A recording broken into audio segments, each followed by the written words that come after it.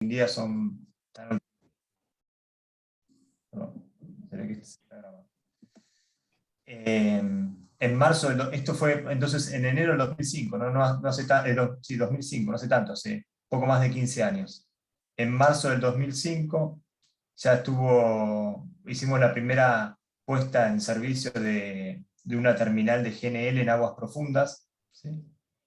Tan solo 2 años después fuimos los pioneros en la primera operación, se llama Ship to Ship, es decir, trasvase de GNL de un barco a otro, ¿sí? Y ahí, con tan solo a los 3 años y medio del primer regasificador en el mundo, ya en la Argentina se puso en servicio la primera terminal flotante de Sudamérica. Esto fue a mediados del 2008. ¿Sí? Y después, bueno, Excelerate continuó abriendo distintos mercados en el mundo, ¿sí? Ya sea en el Medio Oriente, en Pakistán, en Bangladesh, ¿sí? En distintas partes. Como lo que les decía, Excelerate, ¿sí? Es la empresa líder en FSRUs, ¿sí? Tenemos la flota más grande de esta tecnología de barcos. FSRU es Floating Storage Regasification Unit, ¿sí? Sería unidad flotante de almacenamiento y regasificación de GNL. ¿Sí? Esas son las siglas. Una vez quizá dice las siglas y habría que aclarar bien a qué nos estamos refiriendo. ¿Sí?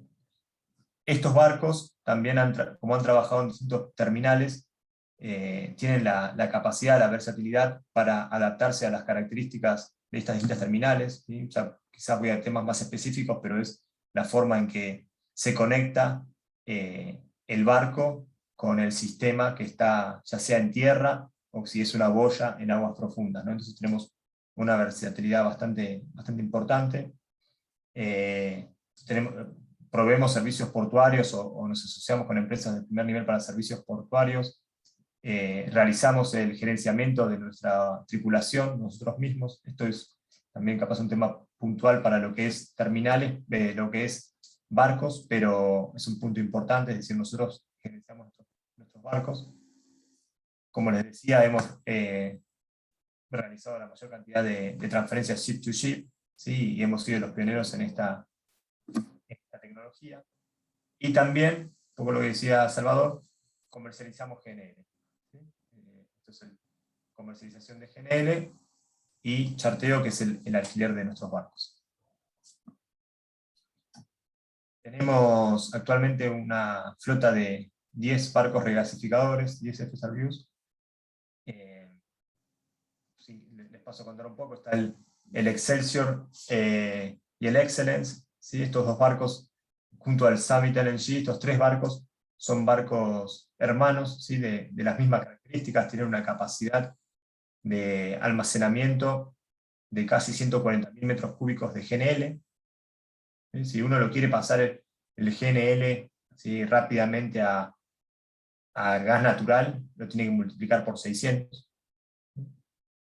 Con una capacidad de regasificación, estos 3 barcos, de unos 690 millones de pies cúbicos por día. Bien, acá hay que dividir más o menos por 35 para saber la capacidad de regasificación en metros cúbicos, en millones de metros cúbicos por día, en este caso. El Excelsior hoy en día está prestando servicios en Israel. ¿Sí?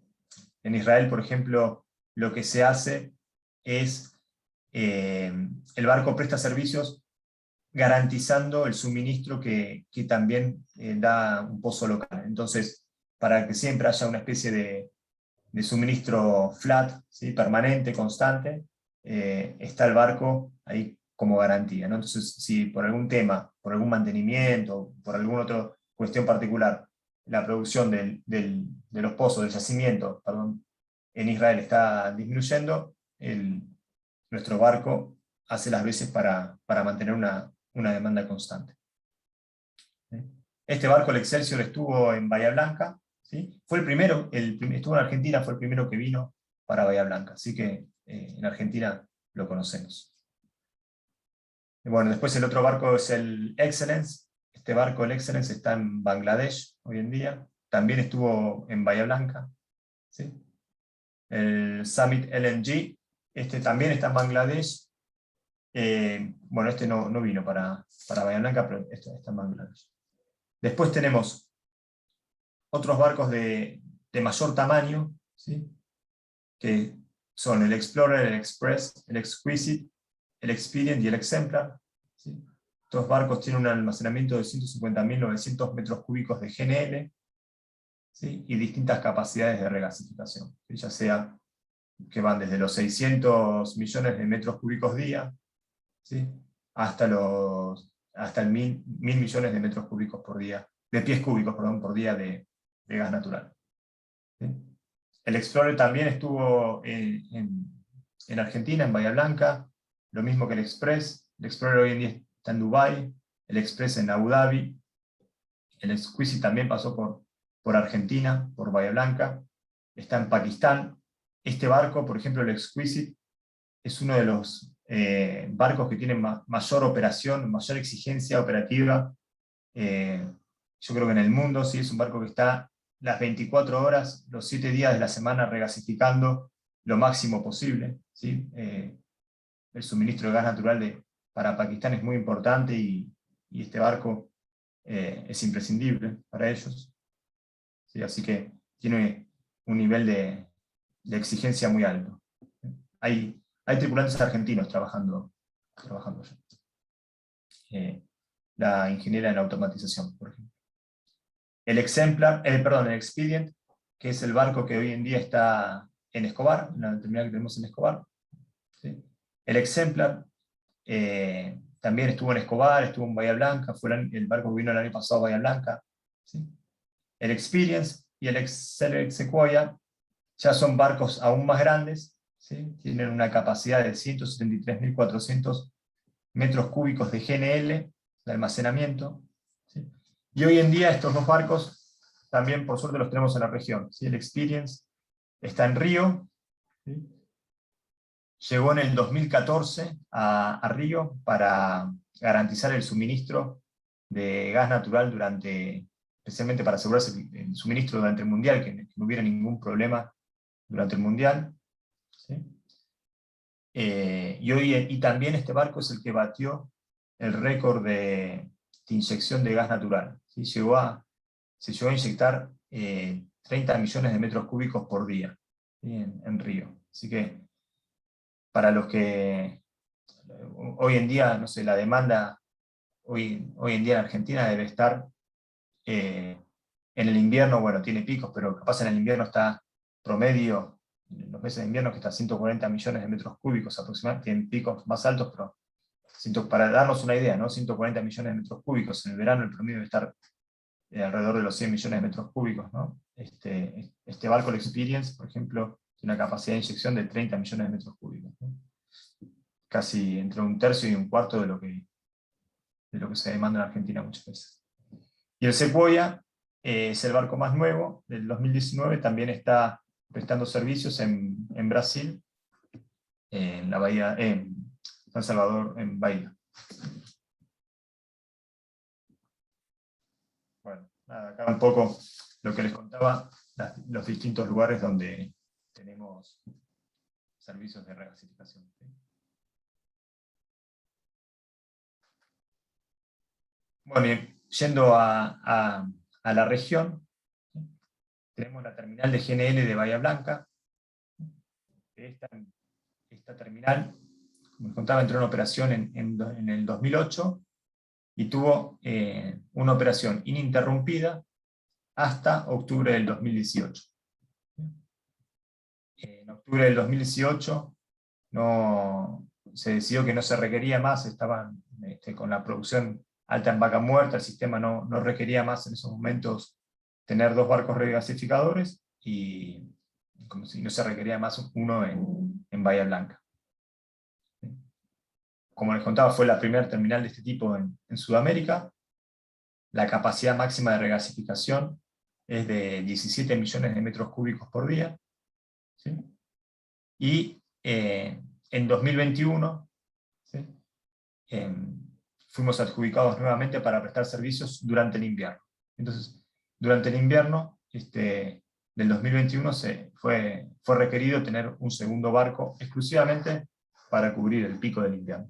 ¿Sí? Ya en el 2019 y en el 2020, sobre todo en el 2020, el primer año, para que se acuerden, el primer año de pandemia, si se acuerdan que fue un invierno muy duro también, ahí se notó que hubo muchos consumos de combustibles líquidos y que creo que se notó que hacía falta o que era conveniente tener un regasificador durante los meses de mayor consumo. Y así fue que vino en el 26 de mayo del 2021 hasta el 31 de agosto. La otra terminal que cuenta Argentina es la terminal de Escobar, ¿sí? Acá nomás a 50 kilómetros de la capital. Las operaciones acá iniciaron en el 2011. ¿Sí? Tenemos un récord de mayor regasificación ininterrumpido, ¿sí? De 22.7 millones de metros cúbicos. ¿Sí? Acá les pongo aproximadamente el 14% sobre la terminal, 14% de la demanda del invierno. ¿Sí? Y es importante destacar que la operación es integral con personal argentino, ¿no? Quizás esto uno no presta, al principio no presta mucha atención, ve más las máquinas, pero también hay todo un desarrollo, ¿sí? de los recursos humanos necesarios locales para poder operar este tipo de barcos y esta tecnología. Y se ha hecho durante estos últimos años, durante estos 10 años, 15 años desde que estamos operando en Argentina, se ha hecho todo un desarrollo del personal para que podamos operar con personal argentino en todos los distintos niveles, ¿no? Estos barcos tienen, la cantidad de personal es aproximadamente, depende del barco también, pero hay unos 33, 30, depende del barco, ¿no? Pero entre 33 y 35 tripulantes, ¿no? Y hay que hacer rotaciones, entonces no es menor, ¿no? 35 tripulantes que están ahí conviviendo dentro del barco en distintas posiciones.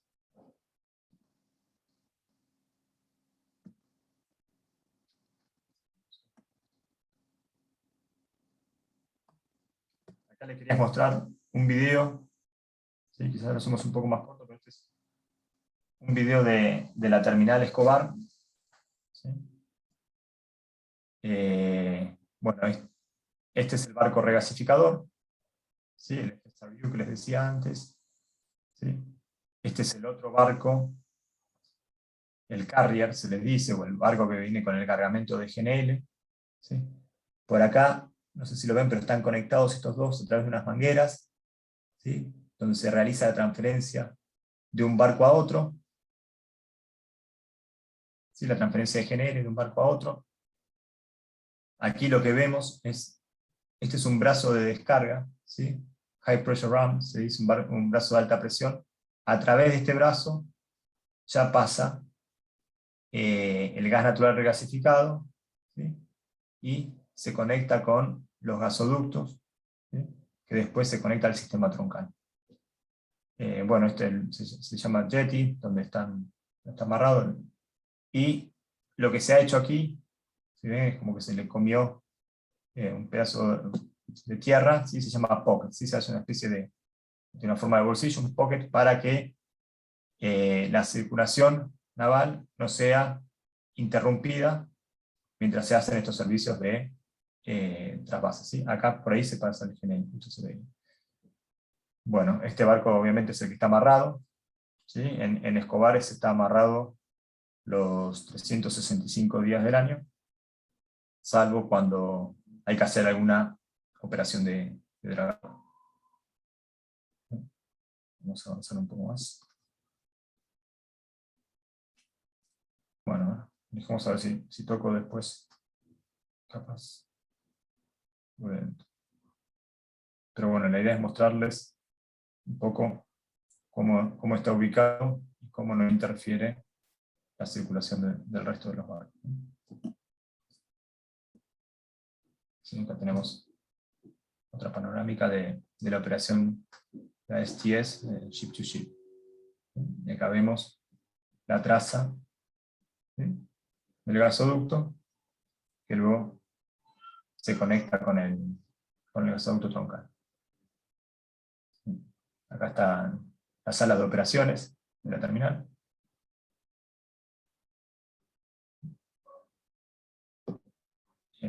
Bueno.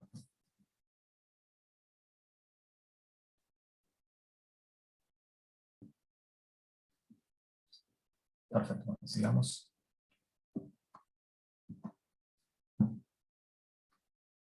Como les contaba después, nosotros también estamos en la terminal de Bahía de Guanabara, esto es en Río de Janeiro. ¿Sí? Ahí empezamos las operaciones en 2014.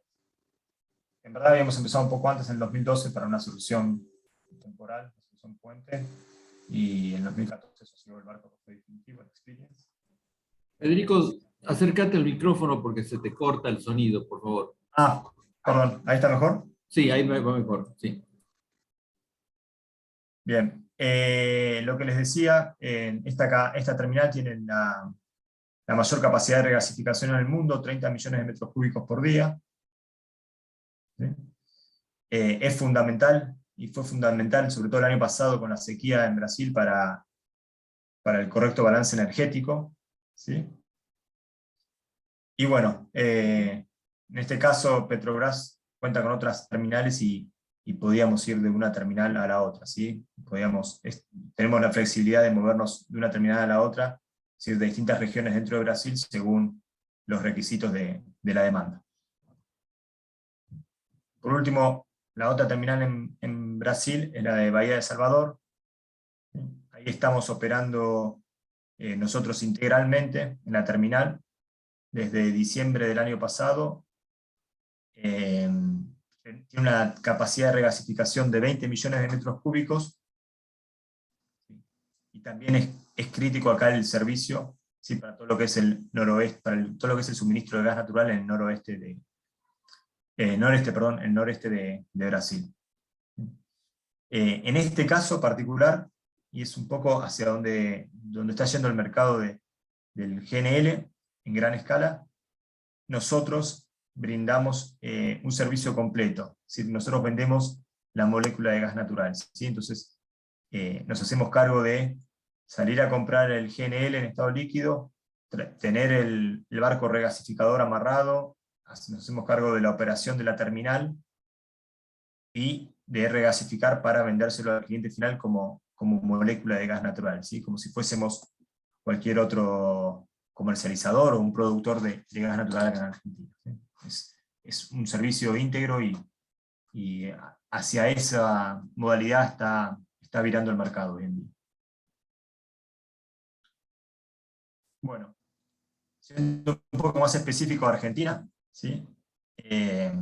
Esta tecnología de FSRUs, ¿sí? De estos barcos regasificadores, otorgan, como les contaba, una gran flexibilidad al sistema, ¿sí?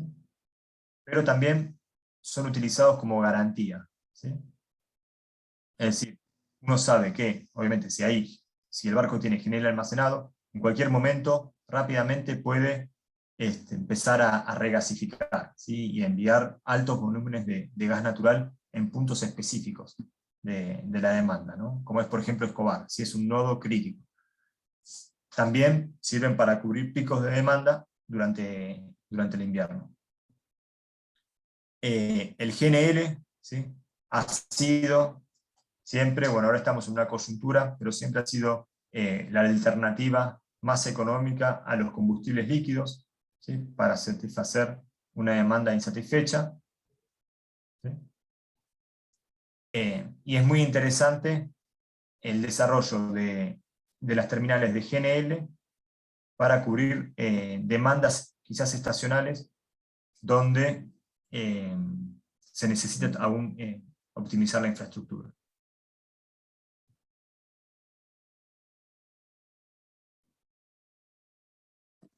Entonces, en Argentina, acá vemos un gráfico, ¿sí? Ha servido tanto para garantía del sistema, ¿sí? Como para cubrir demandas picos, ¿sí? Entonces, en algunos años y en algunos años en particular hemos visto cómo el flujo de regasificación ha sido más constante a lo largo del año, ¿sí? Siendo una garantía para el sistema, o quizás ahí mismo como un suministro continuo, ¿sí? Y sirve siempre para cubrir el pico durante el invierno. Entonces, cuando se necesita una inyección puntual, elevada y en zonas críticas, se utiliza el barco regasificador. Obviamente es una energía más limpia que los combustibles líquidos, ¿sí? Y más económica. Entonces, desde el 2008, perdón, acá dice 2011, entre el 2008 y 2021, ¿sí? Acá hay un error de tipeo, entre el 2008 y el 2021, los ahorros que se han tenido en el sistema energético argentino, gracias a la sustitución de combustibles líquidos por GNL, ha sido de casi 14.000 millones de dólares. Acá vemos cómo, que les hago un desglose de cómo ha sido año por año.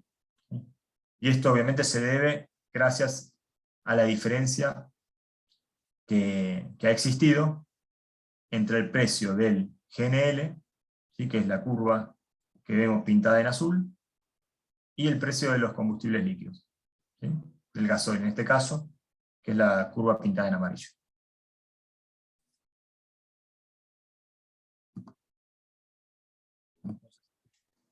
Ahí vemos el aporte económico, ¿no? La otra contribución que hace el GNL es a la reducción de emisiones de dióxido de carbono, ¿sí? En promedio, la utilización de GNL reduce un 35% las emisiones de dióxido de carbono comparado con combustibles líquidos, ¿sí? Y entre el 2008 y 2021, ¿sí? El ahorro fue unas 45 millones de toneladas en emisiones de CO2.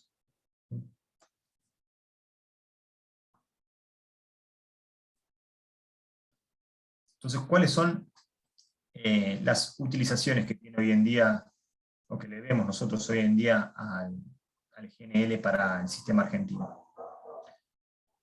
Creemos que hay dos tipos. Uno es el de la terminal de Escobar, que se da una garantía al sistema, ¿sí? Y otro es el de la terminal de Bahía Blanca, la utilización que tiene hoy en día. ¿Sí? Una cosa fue la utilización de la terminal de Bahía Blanca hasta el 2018, y otra es la terminal de Bahía Blanca el año pasado, este año, ¿sí? Y los años que haga falta, ¿no? Que es para cubrir el pico de demanda. Cuando hablamos de la terminal de Escobar,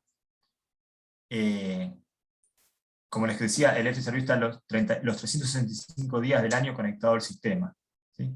Y regasifica en momentos puntuales, ¿sí? Ya sea cuando hay una necesidad puntual, ¿sí?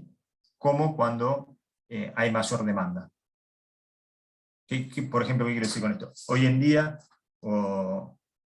en estos días, hay un mantenimiento en uno de los yacimientos importantes que puede producir una disminución del aporte de gas local al sistema, ¿sí? Entonces, nuestro barco regasificador ya está preparado para regasificar determinado volumen para cubrir, mejor dicho, el volumen de gas natural que va a dejar de ingresar por estos mantenimientos. ¿Sí? Entonces, ahí, este es un ejemplo claro, lo que está pasando, lo que va a pasar esta semana es un ejemplo claro del concepto de garantía del sistema.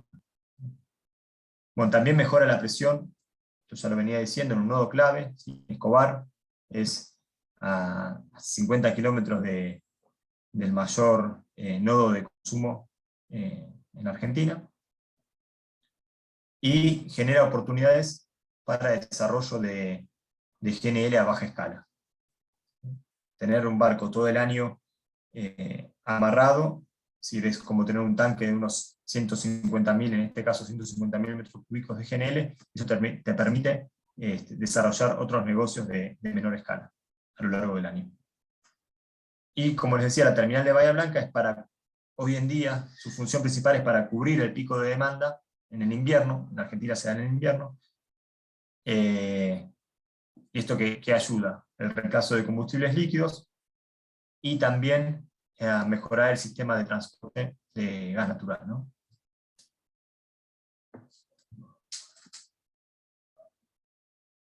Bueno, un poco contarles la estructura de la terminal de Escobar, ¿sí? Para los que no conocen. Como veían, ¿no? Esto si quieren, es un diagrama de lo que veíamos antes en el video, ¿sí? El barco que está amarrado es nuestro FSRU, nuestro barco regasificador, ¿sí? Está conectado al sistema a través de este brazo de alta presión, ¿sí? Aquí tenemos el barco que trae el GNL, ¿sí? Los cargamentos de GNL. Entonces el GNL se traspasa del barco de cargamento a nuestro barco, aquí se almacena, se regasifica según las necesidades del sistema, ¿sí? Y luego ya entra al sistema de transporte y distribución como gas natural de procedencia local o de Bolivia, ¿sí? La propiedad de la terminal de Escobar es de una UTE compuesta 50% por YPF y 50% por IASA, ¿sí? En esta UTE el que tiene la operación de la terminal es YPF, ¿sí? Y el que hace las compras de GNL es IASA, ¿sí? Entonces, IASA realiza la compra de GNL, IASA pronostica cuál va a ser la demanda de GNL en el año, ¿sí?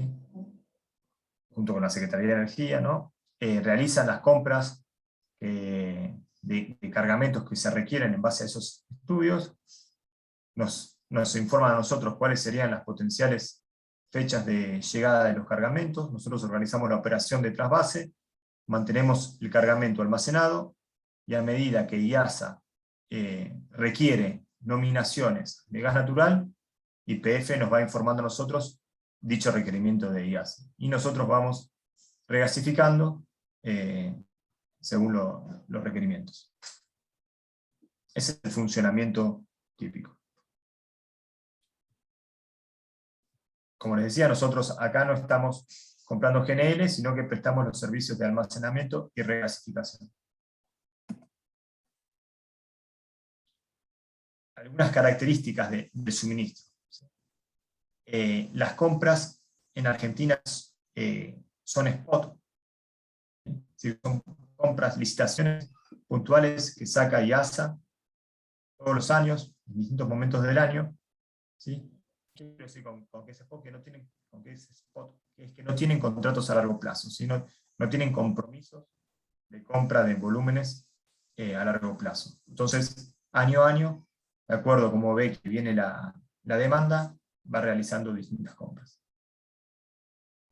¿Cómo lo hace? Les contaba recién, son licitaciones internacionales, ¿sí? De acuerdo a la demanda proyectada. Los cargamentos en general vienen de Trinidad y Tobago, de Qatar, de Nigeria y de Estados Unidos, ¿sí? Esto es información pública que uno puede entrar a la página de IASA y ver cada uno de los cargamentos de dónde ha venido.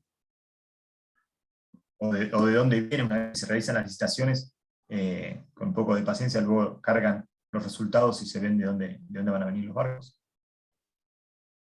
En Argentina ya realizamos 821 operaciones de ship-to-ship, ¿sí? Es decir, estas operaciones de trasvase de GNL, que involucran a 173 cargamentos distintos. Esto lo que permite es que haya habido esta gran cantidad de cargamentos, 173 barcos distintos, ¿sí? También le permite una gran flexibilidad a IASA a la hora de hacer las licitaciones, ¿no? Tiene mayor flexibilidad, mayor cantidad de proveedores potenciales, ¿sí? Bueno, el Exemplar, que es el barco que ha estado, por ejemplo, en Bahía Blanca, recibió 94 barcos distintos, hizo más de 350 operaciones, y el Expedient, el que les decía que está en Escobar, recibió más de 109 embarcaciones distintas, y realizó también 236 operaciones, ¿no? El resto fue con los otros barcos que les contaba antes, el Explorer, el Excelsior.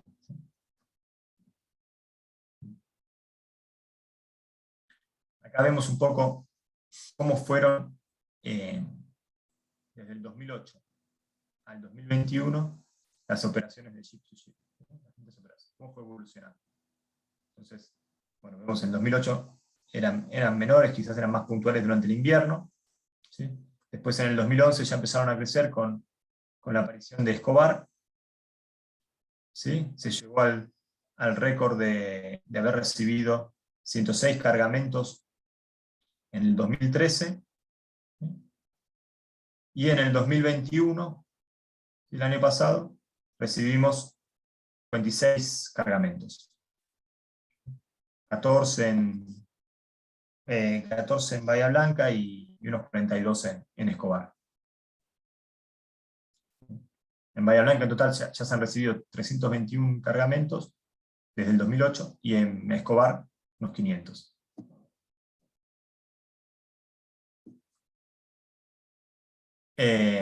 Acá lo interesante, ¿no? Que en Escobar y en Bahía Blanca hemos llegado a recibir 61 y 45 cargamentos, ¿sí? en un mismo año de manera segura, ¿no? que es importante.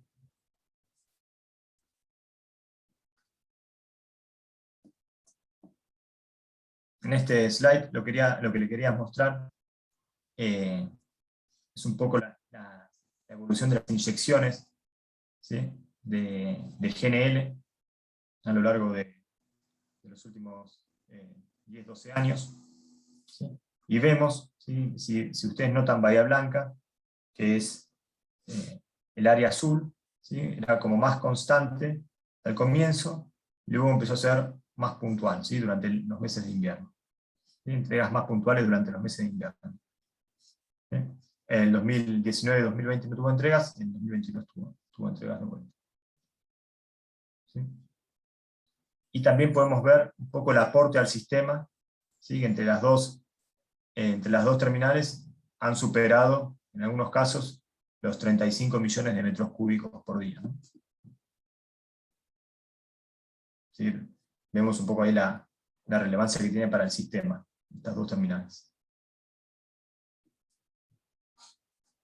En el 2021, como les decía, se asignaron 56 cargamentos de GNL, ¿sí? Y la vasta mayoría, 43 de esos 56, fueron recibidos durante los 3 meses del invierno, junio, julio y agosto. Esto lo que nos da, si tanto fueron, como les decía, 42 y 14, ¿no? Esto lo que nos da es, hay que tener una idea acá de la frecuencia que tienen, ¿no?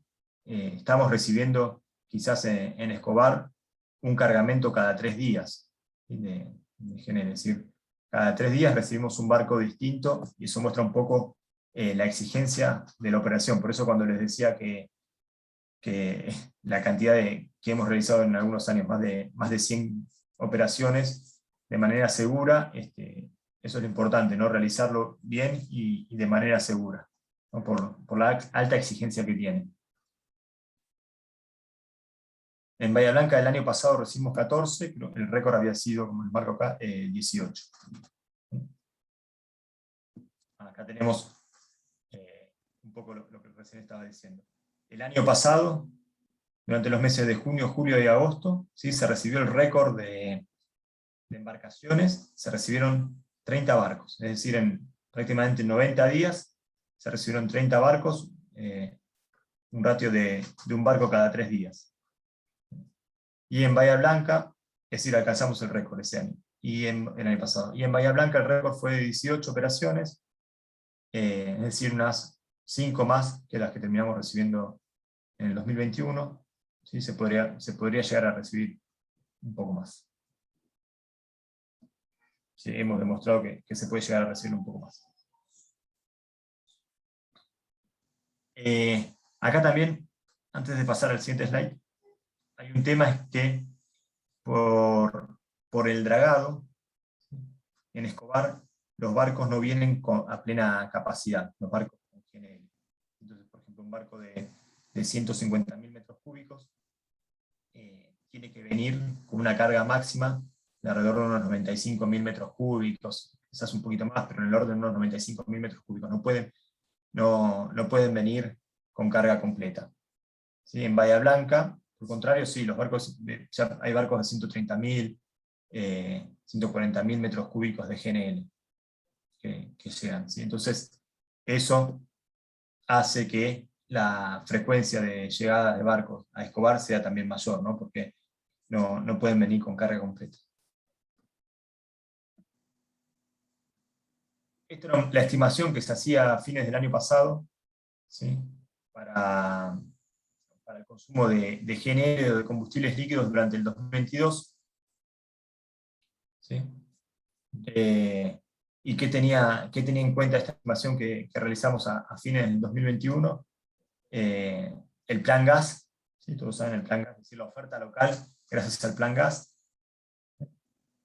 También teníamos en cuenta menores importaciones a las que de Bolivia, de los que habíamos recibido el año pasado, ¿sí? Y un pequeño incremento, más que nada en la demanda residencial. Y entonces esto nos daba esta curva de potencial consumo en verdad sería faltante de gas natural, ¿no? A ser cubierto por ya sea GNL o combustibles líquidos. Ahí entonces, acá está el tema, bueno, cuánto conviene, ¿no? Como sistema cubrir con GNL y cuánto conviene cubrir con combustibles líquidos, ¿no?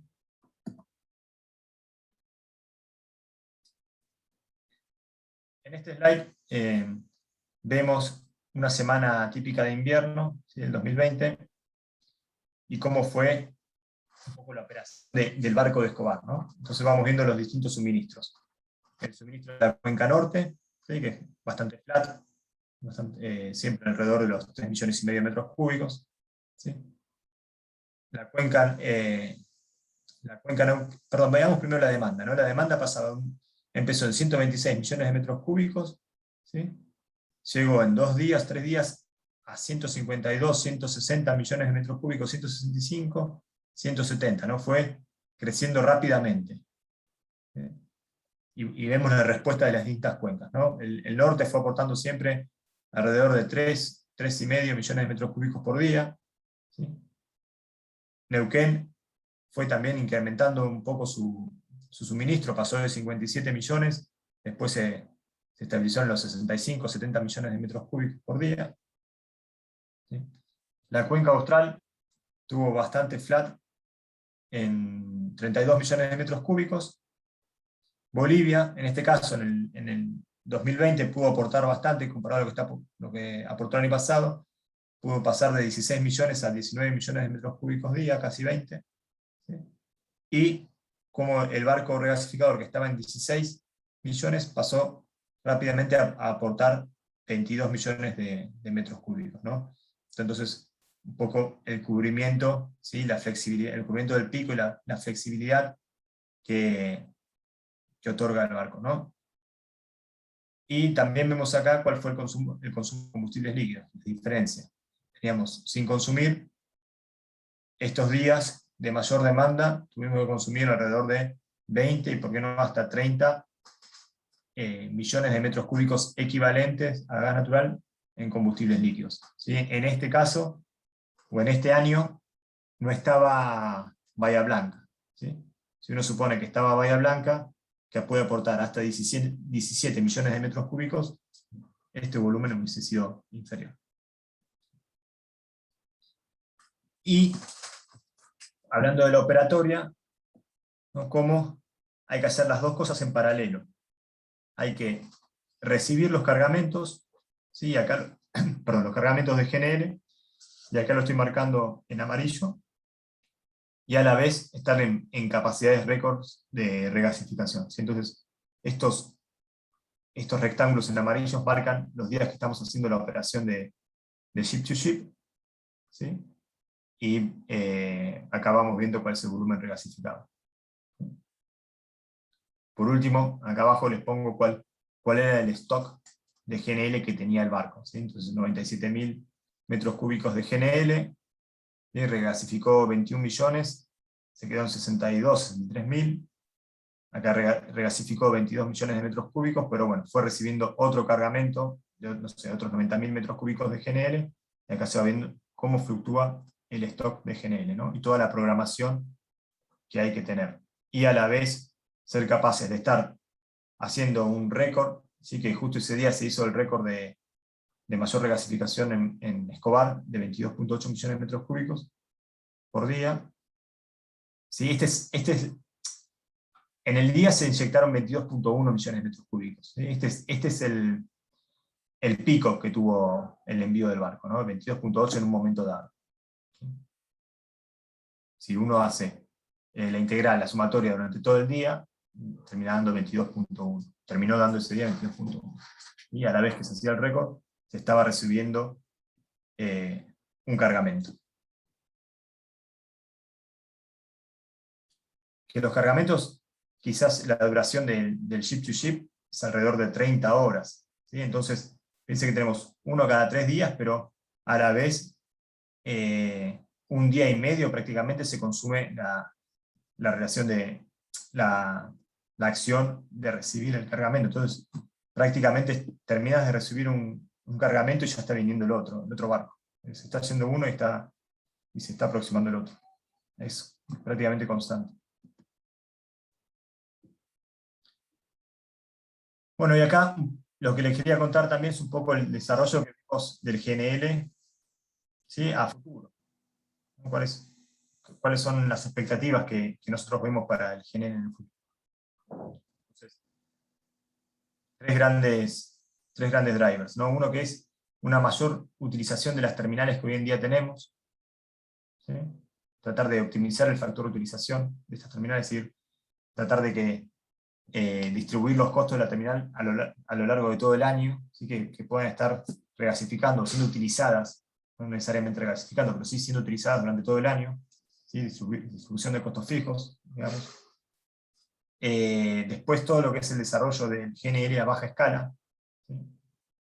Eso que incluye reemplazar consumos de LPG, por ejemplo, o combustibles líquidos, ¿no? en distintas regiones o industrias que hoy en día no tienen acceso a GNL, o a gas natural, mejor dicho, perdón, no tienen acceso a la red de gas natural. Proyectos de LNG to Power, ¿sí? Estos son proyectos de centrales de generación que están asociadas a una terminal de GNL. Entonces, esto, por ejemplo, dedicada, ¿no? Principalmente. Esto, por ejemplo, hay 2 casos en Brasil, dos centrales de generación, que tienen de manera dedicada un barco regasificador. ¿Sí? Obviamente, el segundo paso en eso para las terminales es el desarrollo de integrar la terminal también a la red de transporte de gas natural. Otra cosa que se viene y que vamos a hablar en un momento es el bunkering de LNG, de GNL, es decir, poder abastecer de GNL a los navíos. ¿Sí? Y vemos también otros proyectos de licuefacción, que puede ser un punto interesante a desarrollar acá en Argentina, y almacenamiento de GNL. En lo que es el proyecto de licuefacción, por lo menos voy a hablar del proyecto que está analizando Accelerate junto a TGS, o Transportadora de Gas del Sur. ¿Sí? Este proyecto es un proyecto que se está pensando en etapas, en 4 etapas principalmente, para acompañar al mercado y para acompañar también a la infraestructura argentina, ¿no? La idea es instalar 4 trenes de licuefacción en Puerto Galván, en Bahía Blanca, ¿sí? Donde el gas ya sería provisto a la terminal, a la planta, perdón, de licuefacción, ya sería provisto, tratado en Cerri. Entonces, esto te da la ventaja de ya tener un gas que está en condiciones de ser licuado. Bueno, cada tren de licuefacción tiene que tener una turbina de gas asociada, y en principio el almacenamiento del GNL se haría en un barco carrier, digamos estos barcos cargamentos de GNL, o en un barco regasificador, es lo mismo, los tamaños son los mismos, y luego una vez que el proyecto ya toma cierta escala, la idea es desarrollar o instalar, ahí sí quizás, almacenamiento onshore, ¿no? Es decir, tanques de almacenamiento. Entonces es un proyecto, como les decía, modular, de 4 trenes, de un MTPA de producción, que esto equivale, cada MTPA equivale más o menos a 4 millones, a una demanda de 4 millones de metros cúbicos de gas natural por día. Entonces, una vez que llegamos a los 4 trenes, estaríamos teniendo una demanda de 16 millones de metros cúbicos de gas natural por día. No es un proyecto faraónico, no es un proyecto de gran tamaño, pero sí es una gran prueba para mostrar lo que el sistema argentino puede dar, ¿no? Y optimiza, la idea también es optimizar el transporte actual que tenemos desde Vaca Muerta hasta Bahía Blanca, ¿sí?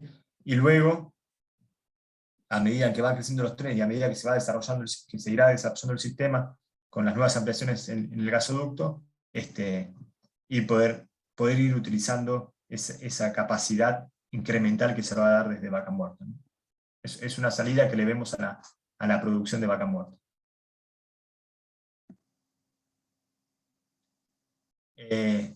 Bueno, los proyectos, lo que les comentaba antes, los proyectos LNG2Power, son proyectos que están con gran crecimiento en el mundo. En Brasil, sobre todo, estamos viendo que van tomando cada vez más interés y más participación en lo que son las layouts de generación, las licitaciones de generación de Brasil, ¿sí? Reemplazando un poco lo que es el suministro de gas natural desde Bolivia, ¿no? por la caída en la producción que está teniendo hoy en día Bolivia. En Brasil prácticamente, como ustedes sabrán ya, la base es hidroeléctrica, pero bueno, estos proyectos térmicos están más que nada asociados a cubrir picos de demanda. ¿Sí? Entonces,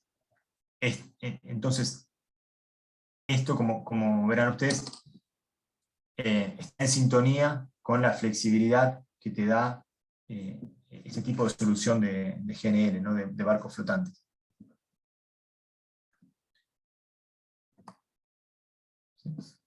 La otra oportunidad que vemos a mediano plazo es la distribución de GNL a baja escala. ¿Sí?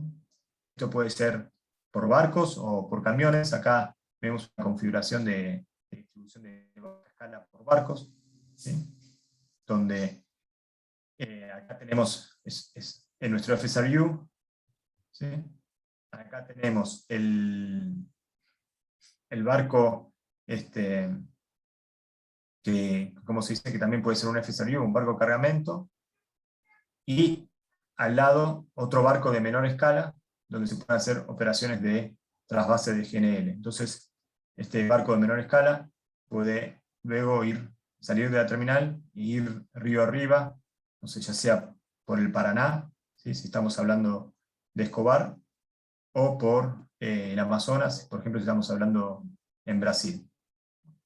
Y luego, según la demanda que desea atender o que se desea atender, puede directamente realizar una operación de regasificación en la demanda o abastecer estos tanques cisternas, ¿sí? Para luego ser distribuidos, por ejemplo, por camiones a distintas localidades. Bueno, un poco lo que estábamos hablando recién, ¿no? Es sobre todo es una buena solución para aquellas demandas que todavía son pequeñas, ¿sí? Y no tiene sentido estas grandes terminales de GNL, como tenemos, de regasificación de GNL, como tenemos en Escobar o en Bahía Blanca, ¿sí? Como les decía, puede ser para zonas que están aisladas de la red de gasoductos troncal, ¿sí? Se pueden desarrollar rápidamente, no es tecnología que ya está probada, no requiere grandes no requiere desarrollos tecnológicos y tampoco grande infraestructura, ¿sí? Se puede desarrollar rápidamente, y también decimos que tiene beneficios ambientales porque puede reemplazar lo que es GLP, ¿sí? o diésel, pero también localidades que están hoy en día siendo abastecidas con GLP. Entonces rápidamente se puede reemplazar. Otra tecnología que se está desarrollando es el GNL para transporte terrestre. Sobre todo vemos esto para camiones o para vehículos que tienen que hacer grandes distancias. Puede reemplazar el combustible líquido, ¿no? El diésel. Lo que sí se requiere, como también en el caso del reemplazo de los combustibles por vehículos eléctricos, es una buena red de estaciones de carga, ¿no? Yendo a eso, vemos algunos ejemplos en el mundo, ¿no? En Europa, ¿sí? Ya se cuentan con más de 370 estaciones de carga. ¿Sí? En Estados Unidos no hay tantas, 60 estaciones de carga. Y en China, ¿sí? Vemos que hay más de 600.000 vehículos propulsados a GNL con más de 3.000 estaciones de carga. Entonces, vemos que en algunos, es decir, no es algo una tecnología que no se está desarrollando, que se espera para los próximos 30 años, no, es algo que hoy en día ya se está utilizando. ¿Sí? Y también lo vemos como complemento al GNC, pero puede servir para complemento al GNC para lo que les decía antes de la distribución a baja escala, ¿no? Para abastecer las estaciones de carga de GNC con GNL, ¿no? Entonces, en lugares donde hoy en día no llegan los gasoductos, se puede poner una estación de GNC que está suministrada, en vez de por el gas de un gasoducto, por GNL.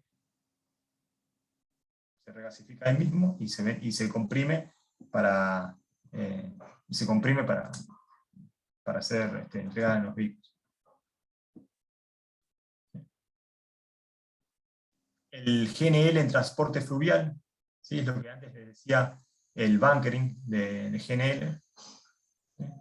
Se estima que para el 2040, es decir, en 13 años, perdón, 17 años, representa aproximadamente el 9% del consumo actual de GNL, ¿sí? El 10%, es decir, unas 30 millones de toneladas de GNL, es decir, se ve que va a tener un gran desarrollo en este mercado. ¿Sí? ¿Qué es lo que se requiere? ¿Sí?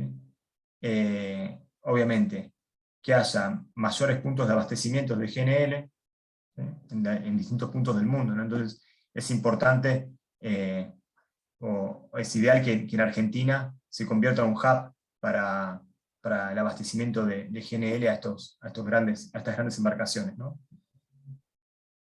Lo que les decía un poco, que la capacidad global de abastecimiento no esté solamente localizada en una determinada región, sino que sea global. Y el mayor desafío son los costos de inversión para modernizar los barcos que ya están existentes. Pero bueno, acá nosotros tenemos un ejemplo, ¿sí? Que es en Buquebus, el Papa Francisco, ¿sí? Está hace unos cuantos años. La propulsión es en base a GNL. Bueno, y hasta ahí llegaba mi presentación. Bueno, muchas gracias. Les pido a ver que pueden abrir sus micrófonos y así les damos un aplauso a Federico. No sé si lo pueden abrir, si pueden abrir, les agradezco. Y empieza la sesión de preguntas. Bueno, muchísimas gracias, Federico. A ver, que me tengo que... A ver, ahí pueden abrir sus micrófonos. Perdonen que todavía no lo manejo al... a ver, voy a hacer al mute all. Mute all. Ahora, a ver, fíjense si pueden Bueno, muy bien, muchas gracias. Ahora sí. Ahora sí, Felicidades. bueno. Muy linda la Perdón. presentación. Muchas gracias, Federico. Sí, así que bueno, muchas gracias. Muchas gracias. Bueno, Perdón por el audio. abrimos la sesión a preguntas, así que si van levantando la mano, yo les voy dando entrada.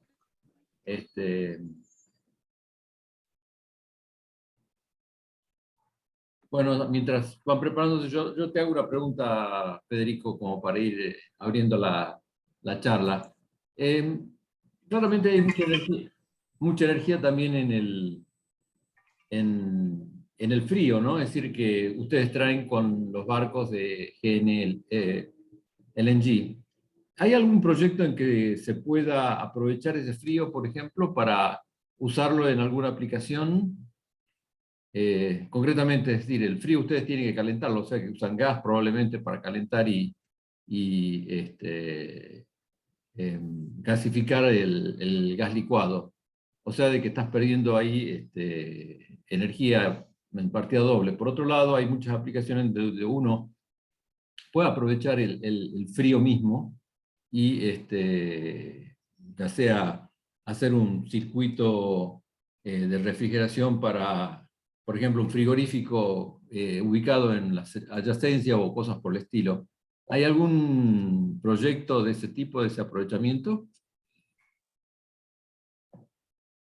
Sí, primero a tu primer consulta, los barcos tienen dos tipos de tecnología, ¿no? Circuito abierto, circuito cerrado. Eso también depende un poco las características donde termina operando y se utiliza.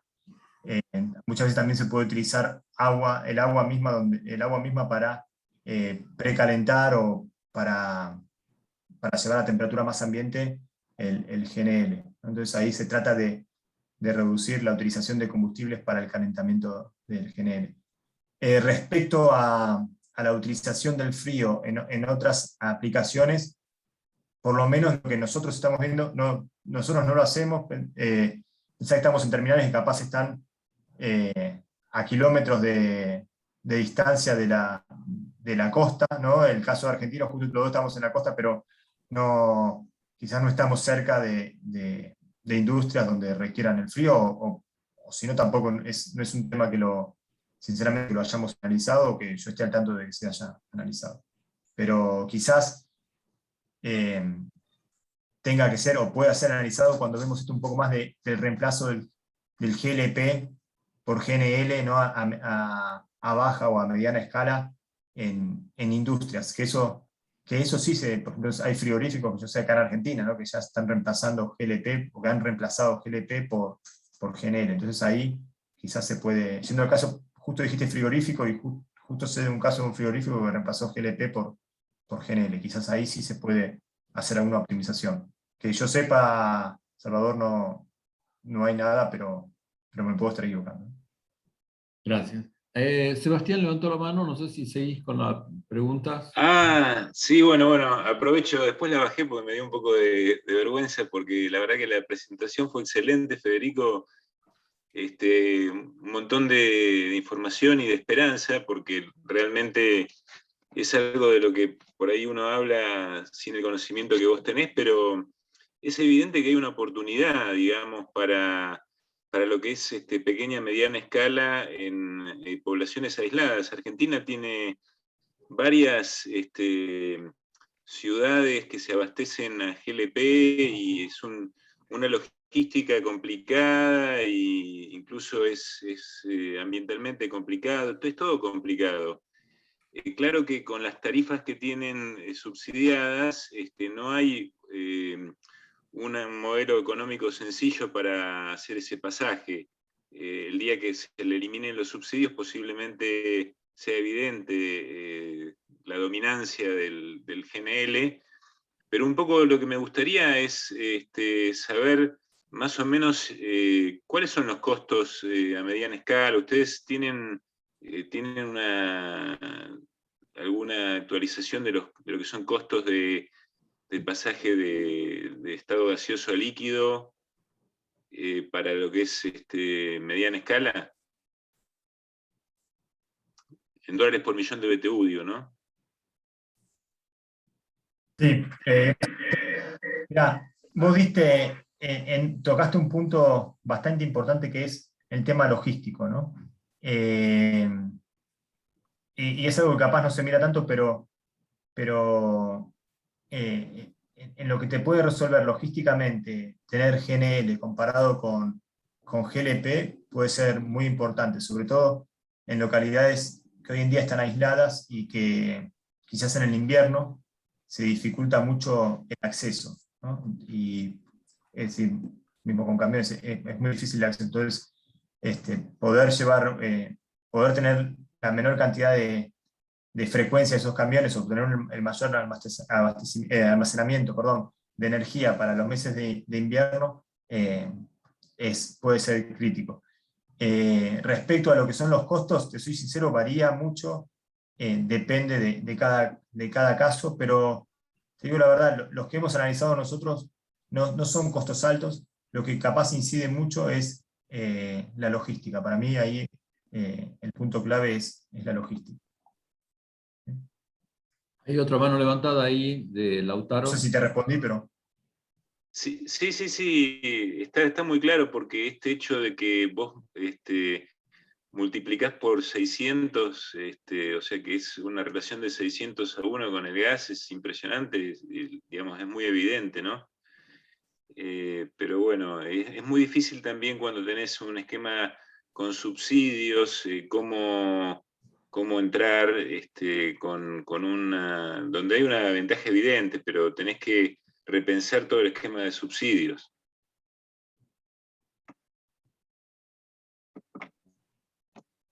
Permiso. ¿Lautaro? Sí, Lautaro, adelante. Sí, yo tengo algunas preguntitas. Una es si se sabe qué tipo de combustible utilizan los buques, ya sean los que cargan el gas o también los regasificadores.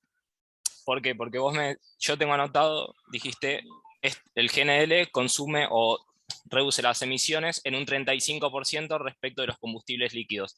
Ahora, ¿se toma en cuenta los kilómetros recorridos entre donde se cargó y descargó y qué tipo de combustible usó? Porque si ese barco utilizó carbón, fuel oil o lo que sea para transportarse, tal vez ese 35% no es así. Es decir, ¿desde dónde hasta dónde se determina la huella de carbono, por así decirlo, del GNL?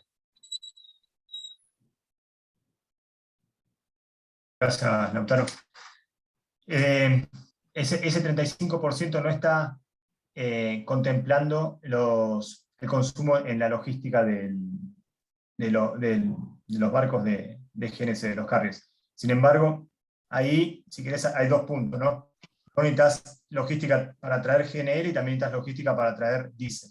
Entonces, una parte del diésel también es importante. Entonces, también estás consumiendo diésel en ese consumo, ¿no? Y después, muchas veces, y gran parte del consumo o estos barcos pueden ser también propulsados por el mismo GNL o por el mismo gas natural. Entonces, la logística ahí también. Depende de la tecnología de cada barco. Para ya cuando son maniobras finas, por ejemplo, en los ríos, algunas maniobras se necesita también consumir, no solamente consumir el gas natural, sino también consumir combustibles líquidos, pero eso es para los dos casos, ¿no? Para los barcos metaneros o también para los barcos que transportan gasoil o fuel oil. Perfecto. Bueno, eso queda claro. Otra de las preguntas que quería hacerte es, digamos, en realidad no tanto a vos, sino que lo propongo que alguien debería hacer el trabajo de cuánto le cuesta a Argentina realmente el GNL comparando las otras alternativas. Vos ahí no sé si tenés el precio del GNC, digamos, que te vende el carrier post-guerra Ucrania-Rusia y anterior a post-Ucrania-Rusia, porque entiendo que ahora el precio se disparó y bueno, eso hace que a ese precio tal vez Argentina no lo pueda comprar y es lo que están diciendo, bueno, en invierno no vamos a tener disposición tablets para industria de gas, pero es más que nada porque Argentina no va a tener para pagarlo. Entiendo que, como dijiste vos, IESA es el que compra el gas y si no tiene las divisas suficientes al precio internacional que esté, es difícil también. Y dentro de la empresa, eso también de ustedes, ¿cómo se están preparando? Si Argentina no va a poder comprar ese gas, ¿qué va a pasar con ustedes? O sea, ¿van a estar ahí los buques regasificadores o se va a poder comprar una parte? ¿Qué estimaciones hay respecto a eso? Bien, muy bien. Sí, como decís, la crisis, en verdad, ya había habido una disparada del precio del GNL antes de la crisis con Ucrania, ¿no? por un mayor consumo, una mayor demanda de Europa en su momento, por un un invierno frío, perdón, y también por la necesidad. Hubo una conjunción de temas. Un invierno frío del año pasado también, mantenimientos que no se habían hecho por tema COVID se empezaron a hacer el año pasado, hizo que no hubiera tanta oferta de GNL, el mantenimiento de las plantas. La pandemia afectó también el mantenimiento de las plantas, de las terminales, hubo que hacer, entonces hubo una disparidad entre la demanda y la oferta. Eso fue en el invierno, siempre, en general, en nuestro invierno ya los precios bajan por la menor demanda en el norte, y eso es lo que siempre ha podido aprovechar con estas compras spot y ASA, ¿no? Eso explicó que en una de las curvas del 2000, eso explicó que en una de las curvas de creo que 2020-2021 en uno de los puertos no habíamos regasificado, porque justo estaba en enero, creo que 2020 uno de los puertos no había regasificado, creo. Se debe justamente a esto que estás mencionando. Sí, 2019 y 2020 no se regasificó en Bahía Blanca, pero porque no estaba el barco, porque no falta blanco. Y yendo a la crisis con Ucrania, yendo a la crisis en Ucrania, sí, eso ha disparado aún más los precios futuros del GNL. Hoy en día vemos que quizás el índice, hay distintos índices, ¿no? Uno de los que está siendo más utilizado hoy en día es el TTF, que es el precio en Europa, ¿sí? Está dando alrededor de los $30 por millón de BTU, y hay que ver cómo resulta de acá a cuando terminemos de comprar los cargamentos para tener el precio final.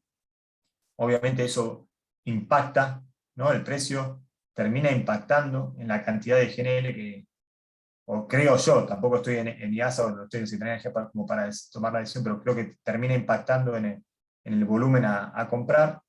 Sin embargo, esto es noticias que salieron periodísticas, IASA ya lanzó la primera licitación, ustedes lo pueden encontrar en las noticias, para la compra de 6 cargamentos en Escobar y 3 cargamentos en Bahía Blanca. Entonces, creo que están un poco testeando el mercado, ver cuáles van a ser los precios y bueno, y también garantizándose tener un suministro que va a hacer falta, ¿no?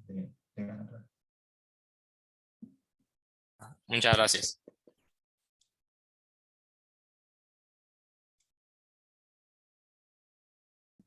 ¿Estás muteado, Salvador?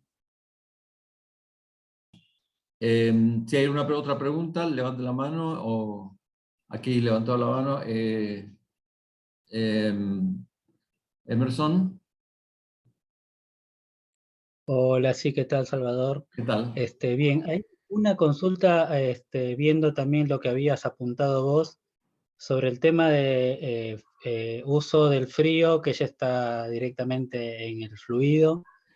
Se me ocurre no solo el uso in situ, sino, por ejemplo, llevar, si ya se tiene el transporte, tanto en tren o en camión, al lugar de regasificación, que sea una industria también que tenga demanda de frío, eso también puede ser.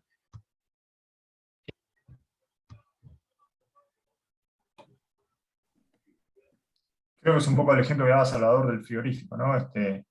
Claro, sí, pero lo que decía era, sí, o sea, apuntando a eso, porque ahí vos tenés un gasto energético que no está disponible en frío, ¿no? Pues a temperatura ambiente el gas tranquilamente está gasificando o con agua o para atemperar, ¿no? Pero digo que es algo que ya está generado, digamos, un frío generado disponible. Sí. Yo creo que cuando se está hablando de baja escala, luego se pueden empezar a hacer todas las optimizaciones de intercambio de calor, ¿no? Así que eso hay que analizar caso a caso, por eso. Industria a industria. Federico, inclusive una alternativa de la misma línea que decía Emerson recién, sería la de licuar, usar el frío para licuar nitrógeno, licuar aire concretamente, y usar el nitrógeno licuado para mover una turbina, tal vez pequeña, pero de unos cuantos megawatts probablemente, que al regasificarse podría hacer mover una pequeña turbina, que sería otra generación, ¿no? Es decir, que tendrías ahí un beneficio extra. Habría que hacer el cálculo de cuánto cuesta eso y la ventaja económica, ¿no? Sí. Y todos esos proyectos la verdad que me interesan y pueden contribuir y podemos tener una charla aparte para ver de cómo desarrollar esas cosas. Estamos más que abiertos para buscarle más usos secundarios o derivados al GNL que quizás uno en el día a día no se le ocurren, pero desde otra perspectiva sí se dan, ¿no? Así que más que bienvenidos los comentarios y podemos hacer una charla separada. Perfecto. ¿Alguna otra pregunta por ahí en el auditorio?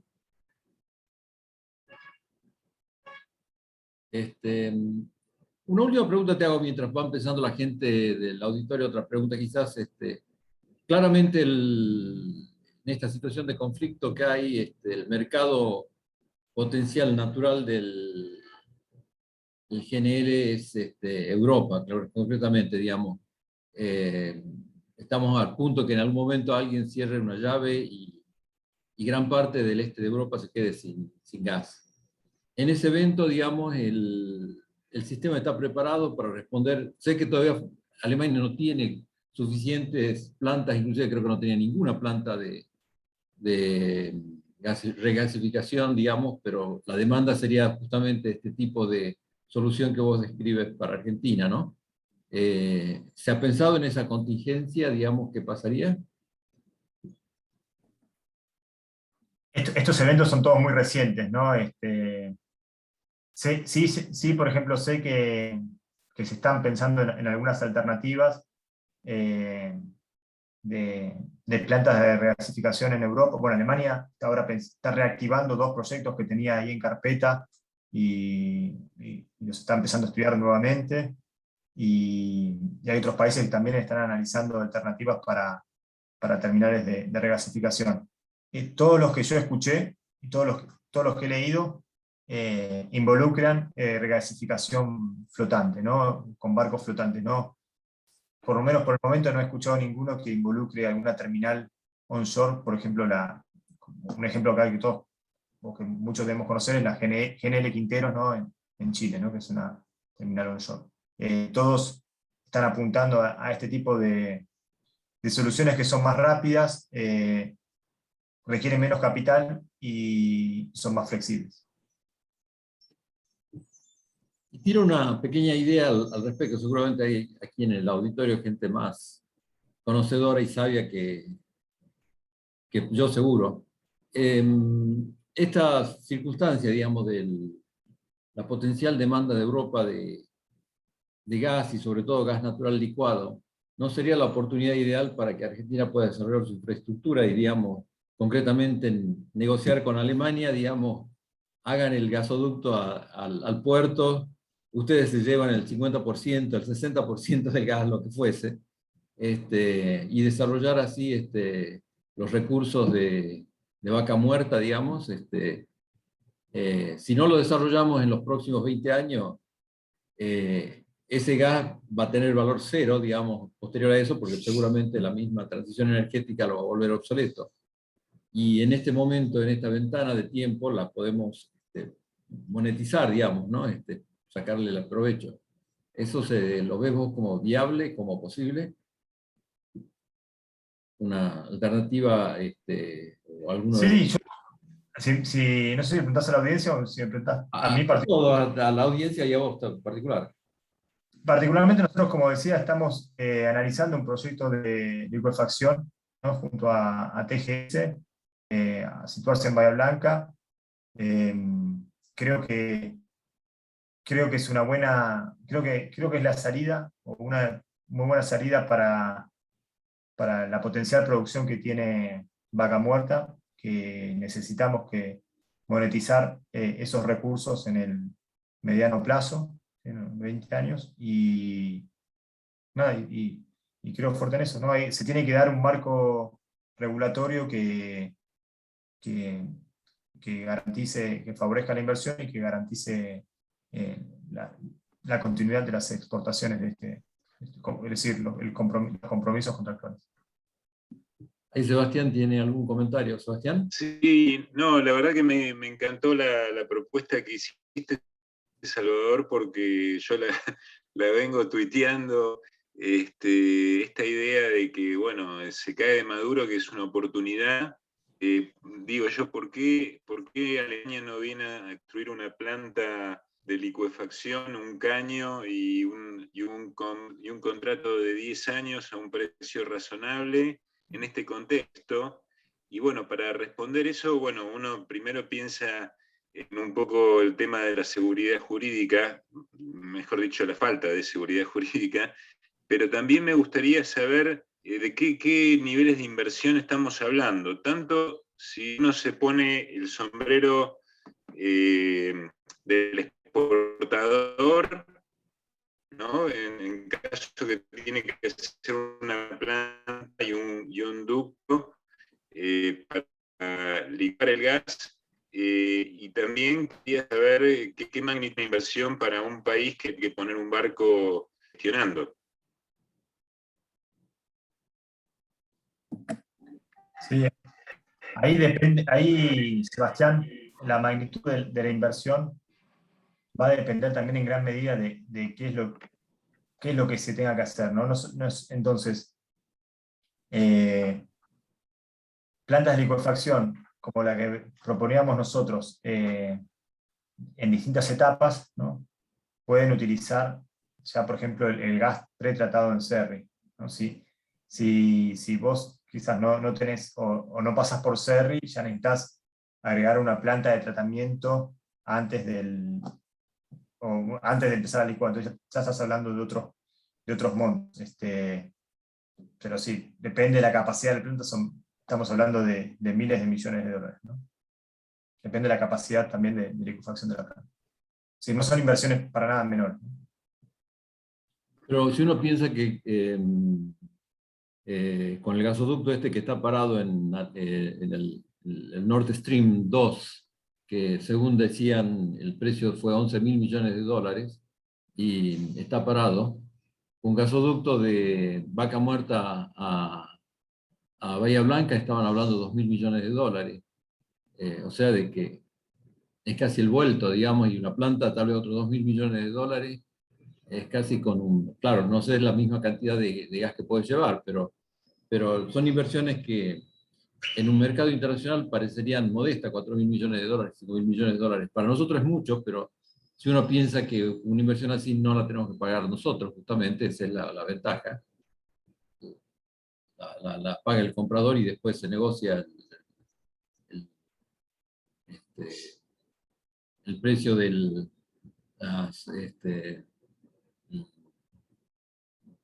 el precio del gas, digamos, no parecería ser a nivel internacional algo muy importante, y sobre todo en un momento como este, digamos, ¿no? En donde la seguridad energética es la prioridad, digamos, ¿no? Sí, ahí creo que justo lo comentaban, ¿no? También acabo de ver un comentario de Gerardo Rabinovich, y concuerdo, ¿no? También un poco el volumen, no solamente el costo, sino el volumen, ¿no? Entonces hay que pensar un poco en el costo unitario del gas.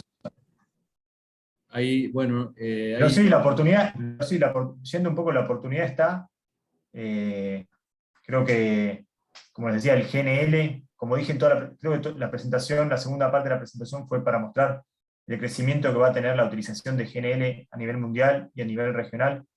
La flexibilidad que otorga y el rol fundamental que va a desempeñar en la transición energética, creo que es muy importante, y creo que después de los últimos acontecimientos tomó mayor relevancia, ¿sí? Y me parece que que Argentina como país tenemos que aprovechar este impulso para poder definitivamente darle valor a nuestros recursos y tener una planta una planta de liquefacción o más de una, si se puede, para monetizar los recursos que tenemos en Vaca Muerta. Ahí Gerardo hace un comentario que me parece muy interesante. Dice, la capacidad de transporte de Nord Stream 2, el gasoducto que va por el Báltico, es de 100 millones de metros cúbicos por día. Uno de los gasoductos nuestros probablemente pueda transportar 30 millones de metros cúbicos por día, digamos, un gasoducto que estoy pensando unas 30, 36 pulgadas, no sé, pero eso sería una posibilidad. Pero bueno, ¿querés comentar algo, Gerardo, vos que sos más conocedor de estos temas? Bueno, ahí lo tenemos. Bueno, no sé si hay algún otro comentario más. Ahí está. No, estoy solo escuchando atentamente Sí, no. la presentación y solamente quería agregar el dato ¿no? de transporte. Ahí decía Federico que están estudiando esta planta de hasta 4 MTA, ¿no? Millones de toneladas año, que equivaldría, si no entendí mal, a 16 millones de metros cúbicos día cuando está completa. O sea que si tenés un gasoducto de 36, necesitas llevarla a 8 o 9 MTA esa planta, o sea, 4 trenes de liquefacción más, lo que impacta sobre el costo que dice Sebastián. Creo que todos estos temas necesitan estudios profundos de factibilidad y de oportunidad, como para ver si es posible entrar en el gran juego internacional del GNL, ¿no? Hoy por hoy, si miramos las reservas probadas de la Argentina, publicadas por la Secretaría de Energía, estaría tentado a decir que no, si las comparo con las de Qatar, de Rusia, de Australia. Pero bueno, siempre hay una oportunidad y si hay alguien tentado a hundir el dinero, bienvenido, ¿no? Para valorizar esos recursos. Pero no, muy buena la presentación, Federico, excelente la charla. Muchas gracias. Muchas gracias, Gerardo. La verdad que te conozco, conozco toda tu influencia en el sector. Sí, como decís vos, pero también, ¿no? Uno puede pensar en la demanda de GNL regional, ¿sí? Y muchas veces quizás Brasil pueda llegar a ser una gran demanda y podemos estar ahí para la demanda regional también, ¿no? Quizás pensar en Alemania ya también, como decís, hay que hacer los números finos, pero bueno, uno tiene mayores costos de logística. Brasil, podemos tener ahí algunas oportunidades, ¿no? de donde estamos, ¿no? De nuestra zona geográfica. Sí, el mercado regional obviamente es un mercado muy interesante para la Argentina. Bueno, si no hay ninguna pregunta más, lo liberamos a Federico. Salvador, sí, perdón. Adelante. ¿puedo decir algo? Preguntarle a Federico.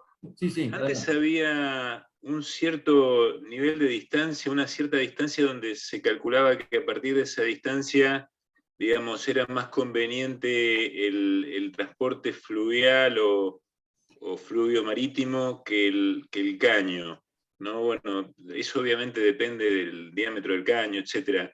Pero ¿nos podés ilustrar un poquito, Federico, sobre esa relación? Porque vos planteaste lo de Brasil y me llamó la atención, entonces.